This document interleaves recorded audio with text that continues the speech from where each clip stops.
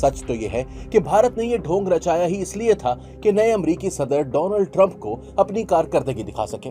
मोदी जी समझे थे कि इनकी फौज पाकिस्तान पर हमला करेगी और पाकिस्तान बदले में कुछ ना कर पाएगा।